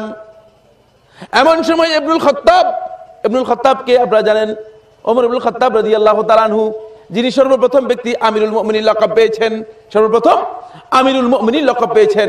এমন সময় ইবনুল খাত্তাব রাসূলুল্লাহ সাল্লাল্লাহু আলাইহি ওয়াসাল্লামকে বললেন, হে আল্লাহ রাসূল সাল্লাল্লাহু আলাইহি ওয়াসাল্লাম, হে আল্লাহ রাসূল সাল্লাল্লাহু আলাইহি ওয়াসাল্লাম, আমি আপনাকে ভালোবাসি, দুনিয়ার সব কিছুর চেয়ে বেশি ভালোবাসি, শুধুমাত্র আমার নিজের আত্মার চেয়ে বেশি ভালোবাসি না। শুধু আমার নিজের আত্মার চেয়ে বেশি ভালোবাসি না, আর দুনিয়ার সব কিছুর চেয়ে বেশি আমি আপনাকে ভালোবাসি। কে বললেন? ওমর ইবনুল খাত্তাব রাদিয়াল্লাহু তাআলা আনহু। ওমর রাদিয়াল্লাহু যখন এই কথা বললেন, রাসূলুল্লাহ সাল্লাল্লাহু আলাইহি ওয়াসাল্লাম ওমর ইবনুল খাত্তাবের দিকে তাকালেন, তাকিয়ে বললেন, হে ওমর, লা হাত্তা আকুনা হাব্বা ইলাইকা মিন নাফসিক, ততক্ষণ পর্যন্ত ইবনুল খাত্তাব তুমি ঈমানদার হতে পারবে না, ততক্ষণ পর্যন্ত তুমি ঈমানদার হতে পারবে না যতক্ষণ পর্যন্ত আমি তোমার কাছে তোমার আত্মার চেয়েও বেশি প্রিয় না হব, ততক্ষণ পর্যন্ত তুমি ঈমানদার হতে পারবে না। বুঝতে পেরেছেন কিনা? তখন ওমর ইবনুল খাত্তাব রাদিয়াল্লাহু তাআলা যখন রাসূলুল্লাহ সাল্লাল্লাহু আলাইহি ওয়াসাল্লামের বক্তব্য শুনলেন, তখন তিনি বুঝতে পারলেন যে আল্লাহ রাসূল সাল্লাল্লাহু আলাইহি ওয়াসাল্লামকে শুধু নিজের বাড়িঘরের চেয়ে বেশি ভালোবাসলে চলবে না, শুধু মানে সম্পদ থেকে ভালোবাসলে চলবে না, শুধু স্ত্রী পরিজন থেকে বেশি ভালোবাসলে চলবে না, শুধু সন্তান সন্ততি থেকে বেশি ভালোবাসলে চলবে না, শুধু মানুষ পাড়া প্রতিবেশী থেকে বেশি ভালোবাসলে চলবে না, বরং আল্লাহ রাসূল সাল্লাল্লাহু আলাইহি ওয়াসাল্লামকে সব কিছুর চেয়ে, এমনকি নিজের আত্মার চেয়েও বেশি ভালোবাসতে হবে। বুঝতে পেরেছেন কিনা? নিজের আত্মার চেয়েও বেশি ভালোবাসতে হবে। তারপরে ইবনুল খাত্তাব বললেন যে হে আল্লাহ রাসূল সাল্লাল্লাহু আলাইহি ওয়াসাল্লাম, আল আন উহিব্বুকা হাত্তা আনতা আহাব্বা ইলাইয়া মিন নাফসি, যে আমার নিজের আত্মার চেয়েও আপনি আমার কাছে সবচেয়ে বেশি প্রিয়, আমি এখন স্বীকৃতি দিচ্ছি। তখন আমার নবী সাল্লাল্লাহু আলাইহি ওয়াসাল্লাম বলেন, এই হে ইবনুল খাত্তাব, এখনই তুমি সত্যিকার ঈমানদার হতে পেরেছো, সত্যিকার ঈমানদার হতে পেরেছো। আমার বন্ধুগণ, এই হাদিসটিকে সামনে রেখে আমি আপনাদের সামনে একটি আয়াত তিলাওয়াত করেছি সূরা আলে ইমরান। সূরা আলে ইমরান 31 নম্বর আয়াতটি আমি আপনাদের সামনে তিলাওয়াত করেছি। রাসূলুল্লাহ সাল্লাল্লাহু আলাইহি ওয়াসাল্লাম অসংখ্য হাদিস থেকে 4টি হাদিস আপনাদের সামনে পেশ করেছি। সূরা আলে ইমরানে যে আয়াতটি রয়েছে সেই আয়াতটির অর্থ করব। এই আয়াতের মধ্যে আল্লাহ রাব্বুল আলামিন 3টি জিনিসের দলিল দিয়েছেন। এই দলিলগুলো আপনাদেরকে জানিয়ে যাব। কেন? কারণ হচ্ছে কোন জমিন যদি আপনার হয়, আপনি যদি দাবি করেন যে এই জমিনটা আমার, কিন্তু এই জমিনের যদি দলিল আপনার কাছে না থাকে, তাহলে আপনার দাবিটা ঠিক হবে কিনা? দাবি ঠিক হবে কিনা? আদৌ এটা টিকবে কিনা? কোনোদিন টিকবে না। কোরআনে কারীমের সূরা আলে ইমরানের 31 নম্বর আয়াতের মধ্যে আল্লাহ সুবহানাহু ওয়া তাআলা আমাদের জন্য এই আয়াতের মধ্যে 3টি দলিল দিয়েছেন, যে এই 3টি দলিলের মধ্যে স্পষ্ট করে বলছেন আল্লাহ রাব্বুল আলামিন, কুল ইন কুনতুম তুহিব্বুনাল্লাহ, তার রাসূলের মাধ্যমে আমাদেরকে জানাচ্ছেন, আপনি বলুন, কুল ইন কুনতুম তুহিব্বুনাল্লাহ, যদি তোমরা আল্লাহকে ভালোবাসো, ইন কুনতুম তুহিব্বুনাল্লাহ, যদি তোমরা আল্লাহকে ভালোবাসো, ফাত্তাবিউনি, তাহলে আমার অনুসরণ করো। তাহলে প্রথম দলিল হচ্ছে আল্লাহর ভালোবাসার দলিল হচ্ছে রাসূলের অনুসরণ। রাসূলের অনুসরণ যদি কোনো ব্যক্তি না করে, যতই দাবি করে যে আমি আল্লাহকে ভালোবাসি, ঠিক বললো কিনা? এ কথা সত্য হবে কিনা? না, এই দলিল দিতে হবে আপনাকে। এই দলিল আপনাকে দিতে হবে যে আল্লাহকে যদি আপনি ভালোবাসেন, তাহলে আপনাকে রাসূলের অনুসরণের মাধ্যমে দলিল পেশ করতে হবে। বুঝতে পেরেছেন কিনা? মৌখিক কথায় চলবে না। যতই দাবি করুন না কেন, এই দাবি আপনার কোনো কাজে আসবে না। এই বিষয়ে ইবনুল কাইয়িম রাহমাতুল্লাহ একটি সুন্দর কবিতার মধ্যে বলেছেন, তাউসিল ইলাহা ওয়া তাজরুমু হুব্বাহু হাযা মুহালুন ফিল কিয়াস বাদিউ লাউ কুনতা সাদিকান ফি হুব্বিহি লা আতাতাহু ইন্নাল মুহিব্বা লিমান ইউহিব্বু ইউতিউ। যদি সত্যিকার রাসূলকে ভালোবাসো, তাহলে অবশ্যই তোমাদেরকে রাসূলের আনুগত্য করতে হবে। দ্বিতীয় দলিল হচ্ছে রাসূলের ভালোবাসার দলিল হচ্ছে রাসূলের আনুগত্য করা। শুধু আশিকে রাসূল হলে চলবে না। বুঝতে পেরেছেন কিনা? শুধু লকব দিলেন আশিকে রাসূল, কিন্তু নিজের জীবনের মধ্যে রাসূলের সুন্নাতের কোনো নিদর্শন নেই, তাহলে চলবে কিনা? চলবে কিনা? এই ব্যক্তির কোনো কাজে আসবে কিনা? কোনো কাজে আসবে না। আমার বন্ধুগণ, আশিকে রাসূল দাবি করলে চলে না, সুন্নি দাবি করলে চলে না, এটি দাবি করার বিষয় নয়। বরং রাসূলুল্লাহ সাল্লাল্লাহু আলাইহি ওয়াসাল্লাম অনুসরণ করে যদি কোনো ব্যক্তি দেখাতে পারে যে আমি আল্লাহ রাসূলকে অনুসরণ করি, সেই সত্যিকার রাসূলের ভালোবাসার দলিল পেশ করতে পারলো। তাহলে রাসূলের ভালোবাসার দলিল হচ্ছে রাসূলের কি করতে হবে? অনুসরণ করতে হবে। 3 নম্বর দলিল আয়াতের মধ্যে আল্লাহ রাব্বুল আলামিন দিয়েছেন, সেটা হলো আপনার ঈমানের দলিল হচ্ছে আল্লাহ এবং তার রাসূলের ভালোবাসা। যদি আল্লাহ এবং তার রাসূলের ভালোবাসা অন্তরের মধ্যে না থাকে, তাহলে আপনি ঈমানদারই হতে পারবেন না। বুঝতে পেরেছেন কিনা? আমার বন্ধুগণ, একটি কথা শুধু বলবো, সেটা হলো এই, আজকে রাসূলের ভালোবাসার নামে এমন কিছু কর্মকাণ্ড আমাদের সমাজের মধ্যে বিস্তার করে আছে, যেগুলো মূলত রাসূলের ভালোবাসার সাথে সামান্যতম কোনো সম্পর্ক নেই। ঠিক কিনা? আপনারা কি মনে করেন? রাসূলুল্লাহ সাল্লাল্লাহু আলাইহি ওয়াসাল্লাম নিজেই করেন নাই এমন কাজ, এমন বিষয় যেগুলো রাসূলুল্লাহ সাল্লাল্লাহু আলাইহি ওয়াসাল্লাম জীবনে করেন নাই এবং কাউকে করতেও বলেন নাই, এমন কাজ মনে করা হয় তাকে রাসূলের ভালোবাসা। ঠিক কিনা? আমার বন্ধুগণ, মেহেরবানি করে এর মাধ্যমে রাসূলের ভালোবাসা যদি কেউ প্রমাণ করতে চান, তিনি ব্যর্থ হয়ে যাবেন, রাসূল সাল্লাল্লাহু আলাইহি ওয়াসাল্লামের ভালোবাসা লাভ করতে পারবেন না। এই জন্য এই সুন্নাতগুলো থেকে আমাদেরকে কি করতে হবে? এই সুন্নাতগুলো জেনে সেগুলো আমল করতে হবে, আর এই বেদাতগুলো থেকে আমাদেরকে দূরে সরে আসতে হবে। আরেকটি বিষয় আপনাদেরকে খুব দ্রুত, যেহেতু মুহতারাম আলোচক তিনি আমাদের সবচেয়ে সম্মানিত ব্যক্তি, এবং এই দেশের যে সমস্ত আলেমরা এই দেশের অত্যন্ত জ্ঞান গর্ভ আলোচনা করে থাকেন, দলিল ভিত্তিক আলোচনা করে থাকেন, সুন্নাহ ভিত্তিক আলোচনা করে থাকেন, তাদের মধ্যে একজন আমার বড় ভাই মুহতারাম ফজিলাতুল দক্তর মোহাম্মদ মঞ্জুর এলাহি, তিনি আমাদের সামনে উপস্থিত হয়ে গিয়েছেন। তার সামনে আর আলোচনা করার খুব বেশি আমি মনে করি না যে এটি সঠিক হবে। তারপরে আমার বক্তব্যকে আমি শুধুমাত্র ক্লোজিংয়ে গিয়ে কনক্লুশনে গিয়ে শুধু কয়েকটি কথা বলে আপনাদেরকে শেষ করে দিব। তিনি এসে গিয়েছেন, আমার বক্তব্য 2-1 মিনিটের মধ্যে আমি শেষ করে দিচ্ছি। আল্লাহ রাব্বুল আলামিন আমাদের সবাইকে যে কথাগুলো আমরা শুনেছি সেগুলো আমল করার তৌফিক দান করুন, বলুন আমিন। বন্ধুগণ, আমি বলতেছিলাম রাসূল সাল্লাল্লাহু আলাইহি ওয়াসাল্লামের ভালোবাসার নাম দিয়ে যদি কেউ ভালোবাসার সীমা লঙ্ঘন করে যায়, তাহলে কিন্তু আল্লাহ রাব্বুল আলামিনের কাছে এই ভালোবাসার কোনো মূল্য হবে না, মূল্য হবে না। সীমা লঙ্ঘন করার কোনো সুযোগ নেই। রাসূল সাল্লাল্লাহু আলাইহি ওয়াসাল্লামের ভালোবাসার জন্য একটা সীমা দেয়া আছে। আজকের আলোচনার মধ্যে হয়তো আমরা এই বিষয়গুলো স্পষ্ট করতে পারিনি সময়ের কারণে। রাসূল সাল্লাল্লাহু আলাইহি ওয়াসাল্লামের ভালোবাসার এই সীমানা যদি তাওহীদের সীমা অতিক্রম করে যায়, তাহলে সেটা আর ভালোবাসা থাকবে।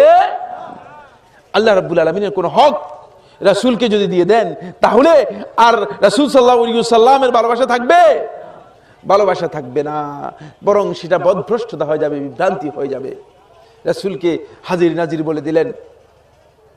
একটু বিবেচনা করুন, আল্লাহ রাব্বুল আলামিন কোরআনের মধ্যে তার বৈশিষ্ট্য বলেছেন, ওয়া হুয়াস সামিউল বাসীর, তিনি সর্বশ্রোতা সর্বদ্রষ্টা, সবকিছু দেখেন, সবকিছু শুনেন। কিন্তু রাসূলকে আমরা হাজির নাজির বলে দিলেন। আবার দেখছেন চেয়ার খালি রেখে দিয়েছে, বলছেন রাসূল সাল্লাল্লাহু আলাইহি ওয়াসাল্লাম এসে উপস্থিত হবে। বুঝতে পেরেছেন কিনা? আল্লাহ রাব্বুল আলামিনের হক যদি রাসূলের জন্য রেখে দেন, তাহলে কিন্তু রাসূলের ভালোবাসা হবে না, রাসূলের ভালোবাসার নামে বিভ্রান্তি হবে। বন্ধুগণ, এই জন্য রাসূলের ভালোবাসা কোনটি, কোন পথে রাসূলের ভালোবাসা রয়েছে, সেই বিষয়গুলো আমাদেরকে জানতে হবে। না জেনে কাউকে যদি ভালোবাসেন, তাহলে তাকে ভালোবাসার শব্দ ব্যবহার না করে অতিভক্তি করে বউকে মা বলে দিবেন, ঠিক কিনা? বউকে মা বলে দিবেন। অনেকে আছে না বুঝে, যেহেতু কারো মর্যাদা কি সেটা বুঝে না, বউকে তো আর মা বলা যায় না। বুঝতে পেরেছেন কিনা? বউকে মা বলা যাবে কিনা? বউকে মা বলা যায় না, কিন্তু ভালোবাসার এত অতিভক্তি হয়ে গিয়েছে যে শেষ পর্যন্ত ভালোবাসতে বাসতে বউকে মা বলে দিচ্ছে, মা ডেকে দিচ্ছে। এটা কি ঠিক হবে কিনা? আপনারা কি মনে করেন? আমার নবী সাল্লাল্লাহু আলাইহি ওয়াসাল্লাম মাবুদ ছিলেন না, তিনি মাবুদ ছিলেন না, তাকে ইবাদত করা জায়েজ নেই। তাকে মাবুদের মর্যাদা নিয়ে গেলে আল্লাহ রাব্বুল আলামিনের তাওহীদের বিষয়ের সাথে যদি তাকে সম্পৃক্ত করে দেন, তাহলে কিন্তু তার হক নষ্ট করলেন। বুঝতে পেরেছেন কিনা? এর পাশাপাশি আল্লাহ রাব্বুল আলামিনের সাথে শিরক করলেন। ঠিক আছে কিনা? এগুলো থেকে বিরত থাকতে হবে। তাই ভালোবাসা খুব আবেগের বিষয়। আপনাদেরকে ভালোবাসি বলেই আমি এই ভালোবাসার আলোচনাটা নিয়েছিলাম, কিন্তু সময়ের কারণে আমরা আর দীর্ঘ আলোচনা করতে চাই না। কিন্তু আমি আল্লাহ রাব্বুল আলামিনের কাছে অত্যন্ত বিনয়ের সাথে ফরিয়াদ করছি, আল্লাহ সুবহানাহু ওয়া তাআলা মেহেরবানি করে আমাকে আল্লাহ আমার নবী সাল্লাল্লাহু আলাইহি ওয়াসাল্লামের ভালোবাসা দান করুন, বলুন আমিন। যে ভালোবাসাটুকু আমাদের ঈমান, যে ভালোবাসাটুকু আমাদের ইবাদত, যে ভালোবাসাটুকু রাসূলুল্লাহ সাল্লাল্লাহু আলাইহি ওয়াসাল্লামের সুপারিশের জন্য আমাদের জন্য অত্যন্ত গুরুত্বপূর্ণ, যে ভালোবাসার উপর মূলত আল্লাহ রাসূল সাল্লাল্লাহু আলাইহি ওয়াসাল্লামের সাহাবীরা রাসূলুল্লাহ সাল্লাল্লাহু আলাইহি ওয়াসাল্লামকে দুনিয়া থেকে বিদায় দিয়েছিলেন, সেই উম্মতের মধ্যে আমরা যাতে অন্তর্ভুক্ত হতে পারি, সেই তৌফিক আমাদেরকে আল্লাহ তাআলা দান করুন, বলুন আমিন। আমরা যাতে জীবনের প্রত্যেকটি ক্ষেত্রে রাসূলুল্লাহ সাল্লাল্লাহু আলাইহি ওয়াসাল্লামকে ভালোবাসতে পারি। কিন্তু কিভাবে? সেটা হচ্ছে রাসূলুল্লাহ সাল্লাল্লাহু আলাইহি ওয়াসাল্লামের সুন্নাহর অনুসরণের মাধ্যমে। রাসূলুল্লাহ সাল্লাল্লাহু আলাইহি ওয়াসাল্লামের সুন্নাহকে অনুসরণ করার মাধ্যমেই কেবল আমরা রাসূলকে ভালোবাসতে পারবো, অন্যথায় রাসূলকে ভালোবাসার কোনো সুযোগ, কোনো পথ নেই। সুতরাং সুন্নাহ বাদ দিয়ে আপনি বললেন যে আমাদের সুন্নতের দরকার নেই, আমাদের সুন্নত জানার দরকার নেই, শুধু আমাদের অন্তরটা রাসূলের ভালোবাসা দিয়ে ভরপুর, এটা মিথ্যা ভালোবাসা। এর জন্য কোনো দলিল আপনার কাছে আর নেই, থাকবে না।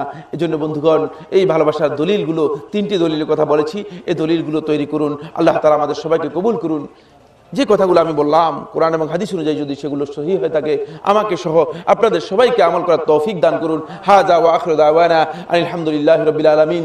সুবহানাকাল্লাহুম্মা ওয়া বিহামদিকা আশহাদু আল্লা ইলাহা ইল্লা আনতা আস্তাগফিরুকা ওয়া আতুবু ইলাইক। আস্তাগফিরুল্লাহাল আযীম ফাস্তাগফিরুহু ইন্নাহু হুয়াল গফুরুর রহিম।